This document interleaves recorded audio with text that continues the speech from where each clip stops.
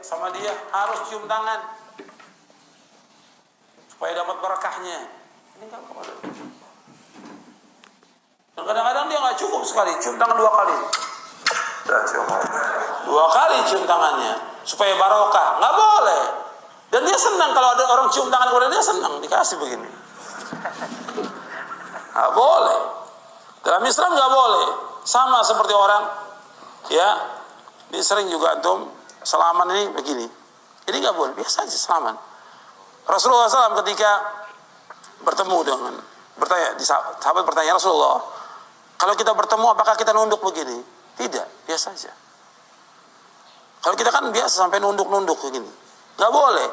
Atau numpang-numpang begini, ya. Ini nggak boleh dalam Islam, tidak boleh. Tidak boleh dalam Islam. Ini ruku dan sujud itu milik Allah. Nggak boleh orang itu membungkukkan dirinya begini, nggak boleh dalam Islam, tidak boleh, tidak boleh. Sekarang ini kan masih, ya, masih banyak. Kemarin saya tegur juga itu, ada yang sama bungkuk begini, ada cium tangan begini, nggak boleh, nggak boleh. Biasa aja sama seperti ini. Jangan dibiasakan kita untuk membungkuk kepada orang lain, tidak boleh, tidak boleh dalam Islam. Jadi menghormat kepada guru biasa Islam. Kepada orang tua dia mau cium tangan boleh, tapi tidak seperti orang ruku dan sujud, tidak boleh dalam Islam. Waalaikumsalam warahmatullahi wabarakatuh. Bagaimana hukumnya mencium tangan kepada guru besar atau ustadz atau orang tua? Gak apa-apa, mau guru besar, guru kecil gak ada masalah. Guru badan besar, guru badan kecil, dengan masa itu takrim, bagian dari penghormatan. Antum lihat nanti di hadis riwayat Al-Bukhari, saya punya buku, saya sudah karang, ya bukan mengarang, cuma mengumpulkan sedikit saja. Ya, ada namanya Al-Majmu' 17 hadis. Al-Majmu' bekal Nabi bagi para penuntut ilmu. Nanti kalau kami sudah cetak kembali, mudah-mudahan nanti bisa disebarkan lagi ya, insyaallah. Itu Nabi SAW dikisahkan dalam beberapa keterangan bahwa indah, beliau punya jadwal untuk mengajar. Beliau punya pemetaan prioritas untuk diajarkan. Tapi yang paling antum harus ketahui bahwa dalam setiap ibadah beliau pasca sholatnya itu Masya Allah, beliau mengamalkan amalan dulu. Apa diantaranya? Pasca sholat itu sunnahnya zikir. Zikir. Quran surah keempat An-Nisa ayat 103, posisi paling kanan sebelah atas. فَإِذَا قَضَيْتُمُ الصَّلَاةَ فَاذْكُرُوا اللَّهَ. Jika sholat telah tuntas dikerjakan, maka bergegas untuk berzikir kepada Allah. Qiyaman. Kalau sibuk silakan sambil berdiri. Apa sesibuknya antum sampai nggak bisa zikir? Apa nggak bisa sambil keluar subhanallah, subhanallah, sama Allah, astagfirullah, astagfirullah, astagfirullah? Boleh zikir, silakan. Kalau bisa tenang sambil duduk, wa qu'udan. Atau kalau salatnya sambil berbaring nggak ada masalah, silakan. Zikir. Apa itu zikir? Segala aktivitas yang mengingatkan kita dengan Allah, silakan. Bisa antum beristighfar tadi. Hadis Muslim hadis 591. Astagfirullah, astagfirullah, astagfirullah. Wa man tasallam minka salam tabarak ya dzal jalali wal ikram.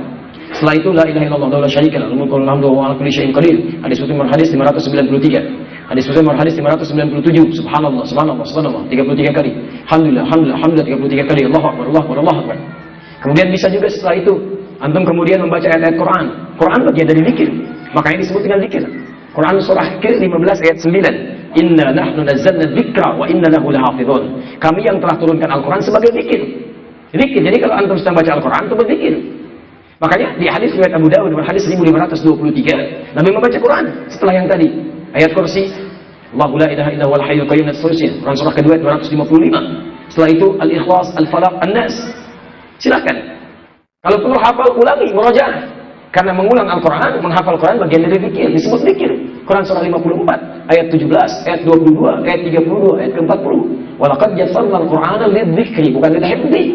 Kami telah jadikan Al-Quran mudah untuk dizikir, diingat sebagai zikir kepada Allah Subhanahu wa taala. Silakan.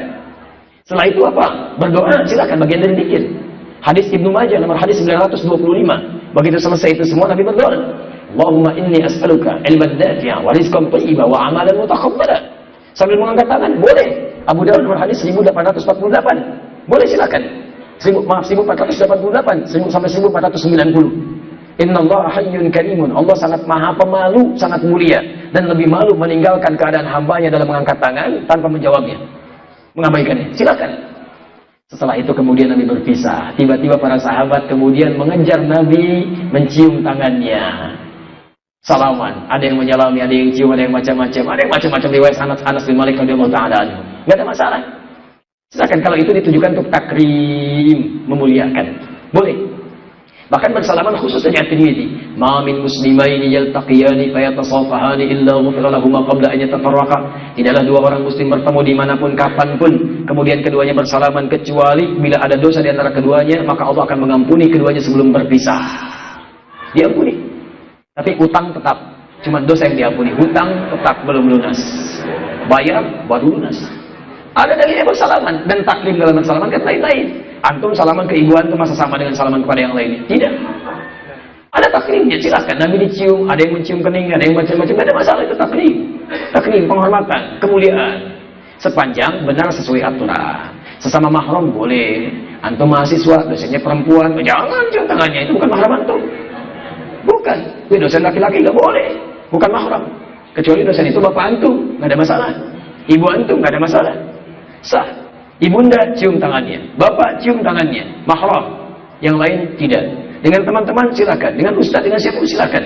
Yang tidak boleh jangan mengkultuskan. Jangan mengkultuskan, itu yang tidak dibenarkan. Paham ya? Baik.